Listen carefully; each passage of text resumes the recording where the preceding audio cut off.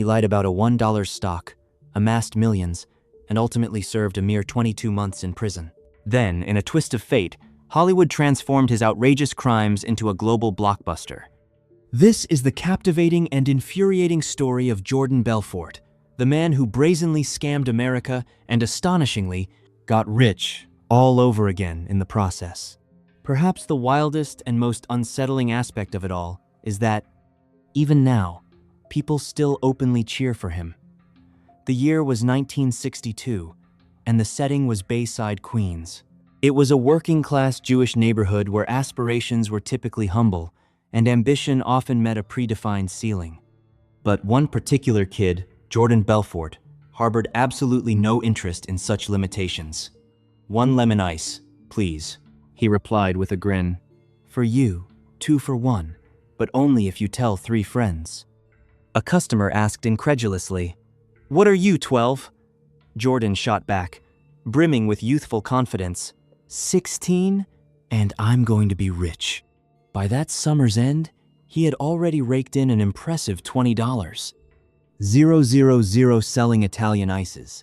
At an age when most teenagers would have squandered such a fortune on a flashy Camaro, Jordan, ever the pragmatist with grander designs, enrolled in dental school instead.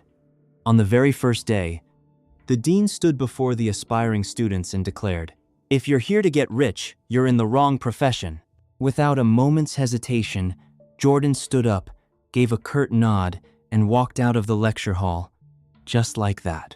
He wasn't there to clean teeth. He was there to get rich. And clearly, this was not the path. His next venture led him into the realm of meat. After completing college, Jordan launched an unconventional door-to-door meat and seafood business. Yes, truly. The incredulity of potential customers was palpable. You sell what now?" Jordan, ever the smooth talker, would pitch tirelessly. "USDA Prime, ma'am. Flash frozen, hormone-free, and significantly cheaper than your local butcher." A potential client might object, "I don't eat red meat." His response was immediate and charming. "Fantastic. Let me show you our premium salmon fillets." It was a messy, scrappy operation, but surprisingly successful, raking in an astounding $100, 000 a month in sales. He managed this with no trucks, no proper storage, and admittedly, no real clue how to run a logistical enterprise. Just Jordan, relentlessly hustling, grinding, and often letting steaks slowly melt in the back seat of his car. Late deliveries, spoiled meat, and mountains of unpaid invoices quickly piled up. It all caught up with him fast. Within a few short months, the business inevitably went bankrupt. But amidst the financial wreckage, Jordan stumbled upon a profound realization that would become his superpower. The product itself didn't truly matter. Whether it was steaks, surfboards, or stocks, the ultimate truth was that times he could sell anything. And just like that, the true salesman was born. Jordan didn't need a better product. He simply needed a better payout. So, he set his sights on Wall Street. Jordan secured an entry-level job at L.F. Rothschild, a legitimate and venerable firm, complete with tailored suits, demanding quotas, and, as was notoriously common in the 1980s, lines of cocaine openly available in the bathroom stalls. This was where he first experienced the intoxicating taste of real money, unbridled greed, and undeniable power. He meticulously observed how the markets ebbed and flowed, how the seasoned brokers communicated, and, most crucially, the precise art of how they sold. But then, suddenly, October 1987 arrived, bringing with it the infamous Black Monday. Phones ceased to ring, brokers stared in horror at the crashing ticker tape, and the markets plummeted into chaos. Jordan found himself summarily fired. While others despaired and mourned their losses, Jordan, ever the opportunist, saw something entirely different. A golden opportunity. He discovered penny stocks, pink sheet garbage that no serious, reputable broker would ever dare to touch. They were largely unregulated, highly illiquid, and rife with risk. But here was the magic. They offered exorbitant 50% commissions. It was the same sales pitch, yet promised 10 times the reward. No fancy degrees were required, just a fast phone and an even faster, more persuasive mouth. So Jordan picked up the phone and dialed some unsuspecting fellow in Nebraska. "Hello, mister. Michael. Listen to me. This company is tiny now, yes, but it's sitting on a piece of technology that's going to disrupt the entire home entertainment industry. I'm talking about a ground floor opportunity, pre-IPO, completely under Wall Street's radar. The big guys haven't even sniffed this one out yet, but when they do, boom. We're talking a 10x return minimum. You get in now at $1 a share, and in 6 months, you're not calling me to thank me. You're calling me from your beach house in Maui. So, here's what we're going to do. I'm locking you in for 4,000 shares. Sound good?" The man on the other end hesitated. I'm not really sure I understand the company." Jordan immediately pounced. "You don't have to understand the company, sir. You just have to understand the upside. That's what smart money does. They act before the crowd catches on. So, do you want to be first? Or do you want to read about it in Forbes Times a year from now, saying, 'God, I wish I had listened'?" And just like that, with a single, compelling call, he closed a $4,000 deal. There were no rules, no regulators, no breaks, just relentless cold calls fueled by pure adrenaline. He had found his kingdom, and he was ready to build an empire. By 1989, Jordan Belfort was already pouring the next round of drinks, and this time, he wasn't alone. Enter Danny Purush, a fast-talking, coke-snorting misfit from Long Island. He possessed the innate charm of a natural-born salesman and the sharp instincts of a street hustler. Danny wasn't from Wall Street, and some days it felt like he wasn't even from the same planet, but he knew how to close a deal. Jordan recognized something vital in him: hunger, fierce loyalty, and an unyielding drive. Together, they were a dangerous, unstoppable force. Jordan brought the vision, and Danny brought the necessary chaos. From that exhilarating chaos, they forged their empire, introducing the world to Stratton Oakmont. The name Stratton Oakmont itself sounded impeccably prestigious, evoking images of a 100-year legacy and leather-bound financial tomes. In stark reality, it was nothing more than a strip mall boiler room with flickering fluorescent lights, mismatched desks, and precisely zero regulatory oversight. The firm's early recruits weren't seasoned analysts. They weren't even remotely qualified professionals. They were ambitious bartenders, eager college dropouts, and resourceful neighborhood hustlers. But Jordan wasn't seeking experience. He craved raw hunger. He didn't need thinkers. He needed closers. Then came the notorious training. Jordan meticulously developed a method he christened straight-line persuasion, a psychological pressure cooker ingeniously designed to transform stammering rookies into high-pressure selling machines. He taught them to relentlessly bulldoze through client hesitation, utterly drown out any lingering doubt, and expertly guide a prospect from an initial hello all the way to "where do I send the check?" in one seamless, unbroken line of aggressive persuasion.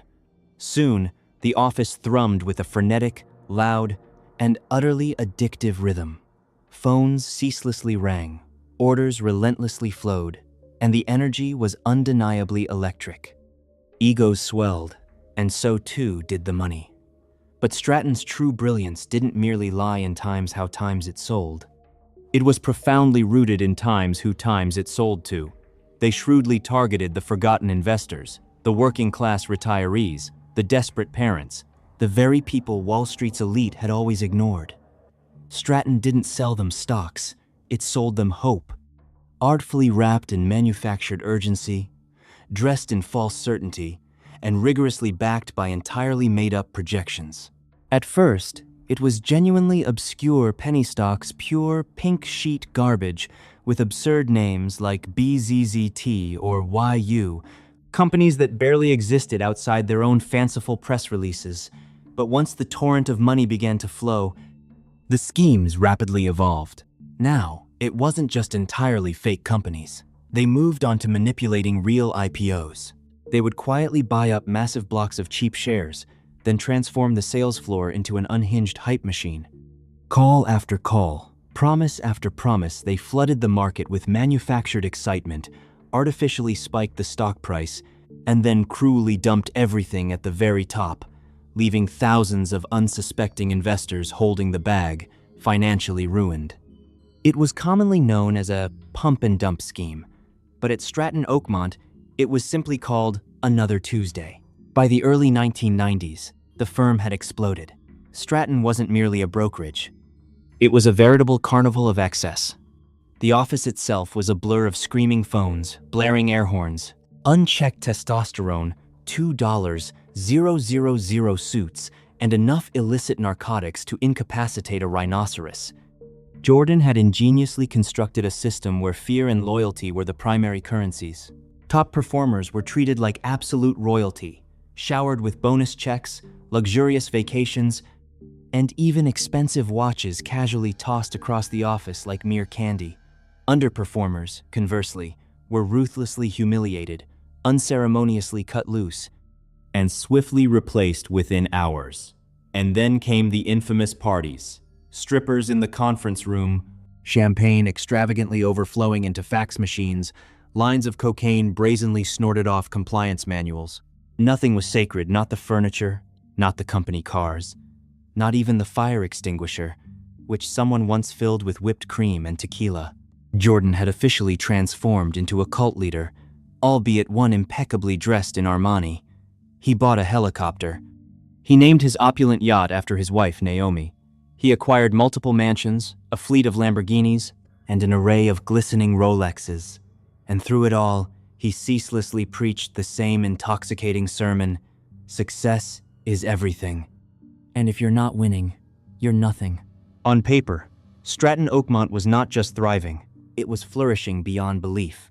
They successfully brought companies public, raised hundreds of millions of dollars, and the firm was growing at an unprecedented, dizzying pace. But beneath that glittering surface, it was all an elaborate facade of smoke and mirrors. Because when you cannot sell the truth, you sell the dream. And Jordan Belfort had built an entire empire doing precisely that. By 1994, Stratton Oakmont was burning bright, actively taking companies public, moving millions of dollars, and undeniably attracting national attention.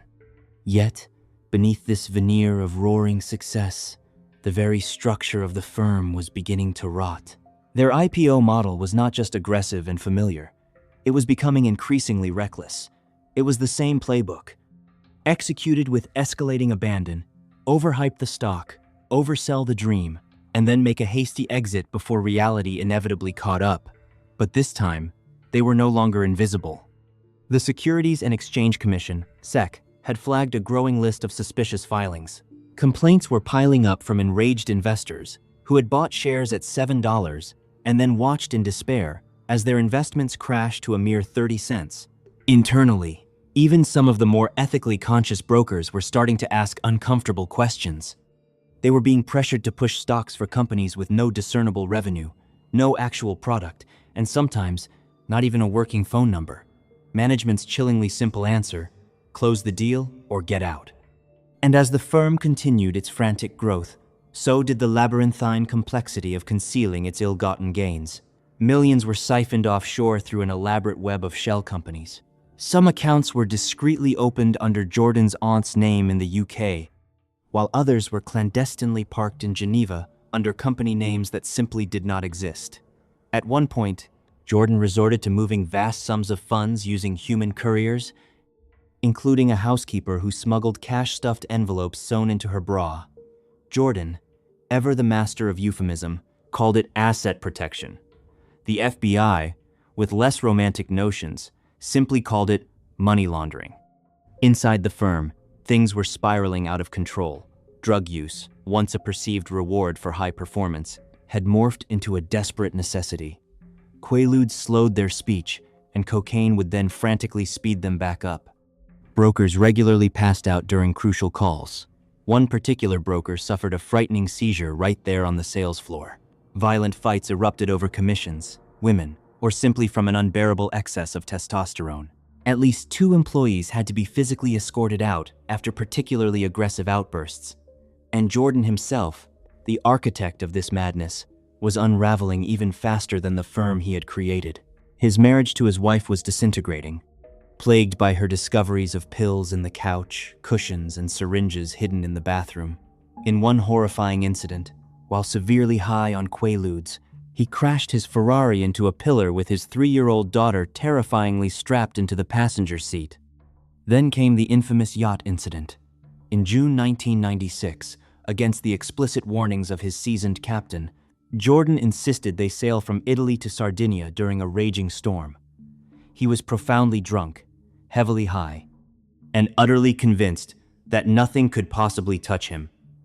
His magnificent yacht, the Times Naomi, began to rapidly take on water in the treacherous middle of the Tyrrhenian Sea.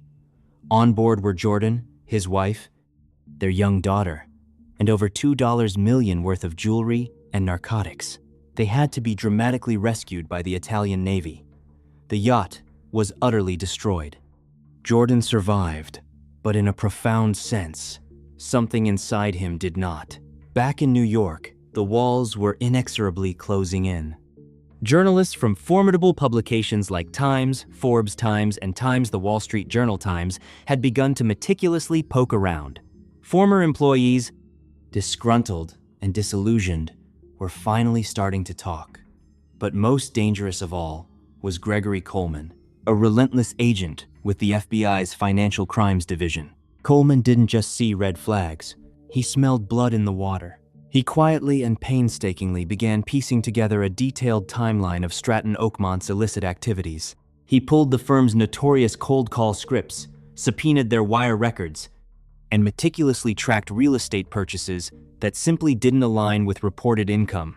He discovered that Jordan was consistently withdrawing cash in suspicious patterns, $50, 000 at a time in cashier's checks, often blared through casinos and art galleries. Coleman knew precisely what it all meant, and eventually, so did Jordan. What Jordan remained unaware of, however, was that some of his very own brokers had already flipped. One had been ensnared in a separate fraud charge, eager to cut a deal. Another felt burned by an unpaid bonus, seeking retribution. They wore wires, meticulously recorded calls, and handed over incriminating folders. As the investigative heat intensified, more and more employees jumped ship, not out of any newfound morality, but purely out of self-preservation. Then came October 1996. Federal agents, in a swift and decisive move, raided Stratton Oakmont. They arrived just after sunrise, systematically ripping phones from desks, emptying filing cabinets, copying hard drives, and questioning bewildered employees. Someone frantically attempted to flush incriminating documents down a toilet. Another tried to casually stroll out with a briefcase overflowing with shredded contracts. It didn't matter. The FBI had already secured precisely what it needed. But Jordan, in a final act of hubris, still wasn't finished. In early 1997, while already under active investigation and explicitly ordered not to move any funds, he brazenly wired $2 million to Switzerland. The transaction was meticulously traced, and, crucially, the very conversation about that illicit transfer had been secretly recorded. That single, defiant transfer became the definitive thread that unraveled everything. The long chase was finally over, and the spectacular fall had officially begun. By late 1998, Jordan Belfort was utterly out of moves. The FBI had its damning recordings. The SEC had its voluminous, incriminating filings. The sprawling empire he had so audaciously built on a foundation of cold calls and false promises had finally, irreversibly collapsed. And now, it was his turn to face justice. He was staring down the barrel of up to 30 years in federal prison. Charges of wire fraud, securities fraud, and money laundering. The sheer weight of these alone could have buried him forever. So Jordan did what he always did best. He sold. Not stocks this time, but information. He flipped. He cooperated fully with the authorities. He wore a wire, turning on those closest to him. And one by one, the very people who had once worshipped him were handed over to the government like mere receipts.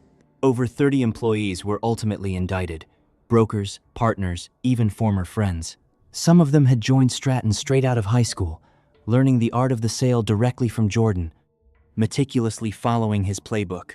And now, they were paying a heavy price for it. Some even served more time behind bars than he did. Jordan, remarkably, received a mere 22 months in a minimum security facility. There were no fences, no forbidding cells, and the guards didn't even carry guns. He spent his mornings playing tennis, his afternoons lifting weights, and his nights writing. It was there that he met Tommy Chong, the iconic comedian from Cheech and Chong, who was serving time for selling bongs online. Jordan recounted his entire outrageous story to Chong. The drugs, the yacht, the envelopes stuffed with cash, the elaborate lie that had become his lavish lifestyle. Tommy wasn't outraged by the tale. He was genuinely amused. "Write it down," Chong urged him, so Jordan did. In 2007, he published Time's The Wolf of Wall Street, a memoir that read far more like a triumphant victory lap than a contrite confession. There were no sincere apologies, no genuine remorse, just an unabashed recount of yachts, wild orgies, elaborate fraud, and perfectly timed punchlines. The public devoured it. He swiftly sold the film rights, then penned a sequel, and in 2013, legendary director Martin Scorsese and acclaimed actor Leonardo DiCaprio transformed his life story into a global blockbuster. The very man who had so cunningly lied to countless investors was now spectacularly entertaining millions of them on the big screen. Audiences roared with laughter. Critics applauded. And Jordan Belfort, a convicted felon, a former fraudster, was astonishingly transformed into an undeniable pop culture icon. But the people he systematically scammed, those forgotten victims, they didn't receive movie deals. They found no sense of closure. Most never saw their money returned. A dedicated teacher who lost her entire retirement savings. A courageous war veteran who invested his life savings. A desperate family who remortgaged their home, all for the promise of the next big thing. They were left with crippling debt, with absolutely nothing. The court had ordered Jordan to pay a staggering $110 million in restitution. To this very day, only a mere fraction of that amount has been paid. The rest, conveniently, vanished into opaque offshore accounts. Intricate real estate trusts and cunning legal loopholes. He claims he's working on it. The victims are still waiting, endlessly. But Jordan, he's doing just fine. He is now a highly sought-after motivational speaker, a successful sales coach, and a popular podcast host. He travels the world, selling success, ironically teaching ethics, and commanding stages around the globe. He wears the moniker, the Wolf, like it's a distinguished badge of honor, rather than the indelible scar it truly ought to be. He didn't just escape justice. In a twisted sense, he sold it. He transformed a meager 22 months in prison into a lucrative book deal. He transmuted egregious fraud into widespread fame. And perhaps the most terrifying part of it all is that we, the public, applauded him for it. "I was guilty of being greedy," he once famously said. But so is everybody else. Perhaps that's precisely why he ultimately got away with it. Because deep down, in the darker recesses of our collective psyche, we never truly wanted him punished. We wanted, in some strange, unsettling way, to be him.